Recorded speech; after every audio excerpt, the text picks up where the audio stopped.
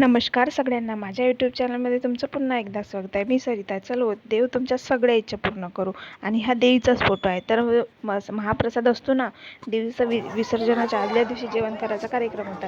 तर मग काय, मी कधी न जाणारी आता यावर्षी जायचं ठरवलं होतं, कारण की जवळच देवी बसते आणि मी जात नव्हते. पण मिस्टर म्हणत होते मी बाळाला मी गेले होते. खूप छान असं महाप्रसादाचा कार्यक्रम त्यांनी आयोजित केला होता आणि खूप छान असं म्हणजे सगळ्यांना जेवण पुरेल किंवा छान असं वाटप होईल अशा प्रकारे त्यांनी चांगला कार्यक्रम सादर केला होता. तर चला म्हटलं आपण पण जेवण करून यावं म्हणून गेले होते.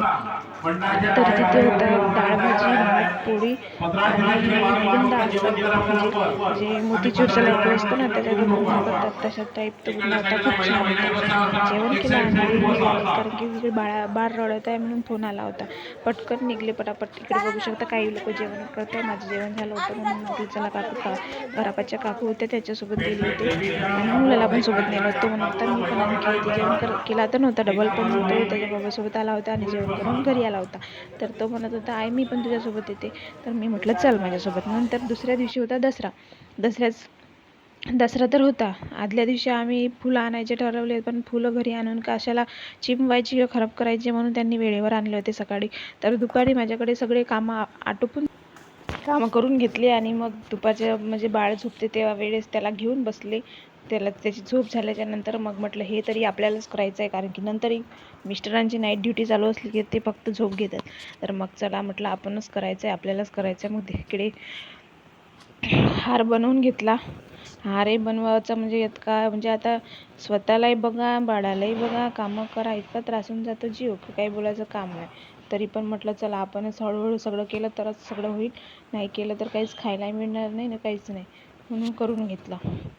हार बनवता बनवता मुलगा येत होता मधामध्ये की आई मी बनवू लागतो, पण त्याला काही जमत नाही. तो आणि छोटाच आहे, त्याला काही कामं सांगायचे म्हटलं तरी जाऊ दे. म्हटलं चला आपणच करून घ्या, मनातून इच्छा असली तर सगळंच होतं, म्हणून चला करून घेतलं. मग इकडे आणलं होतं कोयरं म्हणजे कोवळा म्हणजे भोपळा ते आणला होता आमच्या घरी कोवळं. मग आम्ही ते कापायचं की नाही कापायचं ते पण विचार करत होते.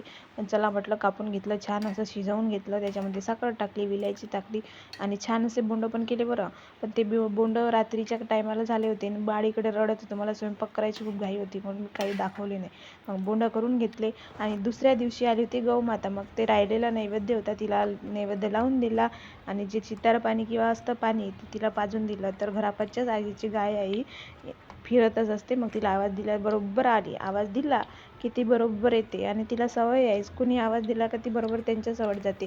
आणि तिचं वासरू पण होतं तिकडे, ते आलं नाही, त्याला सवय व्हायची आहे. पण गाय आली आणि पाणी पिऊन निघाली.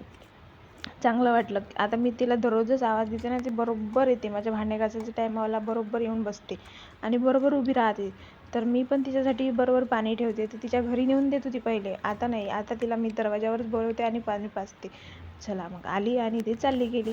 आणि त्याच दिवशी संध्याकाळी होता आमच्याकडे धुमाळ. नाशिकचा त्याला पण म्हणजे छान वाटलं, सगळेजण बघायला येईल. आमच्या सगळे मला वाटतं त्या दिवशी तर 1:30 वाजता नदीचं विसर्जन.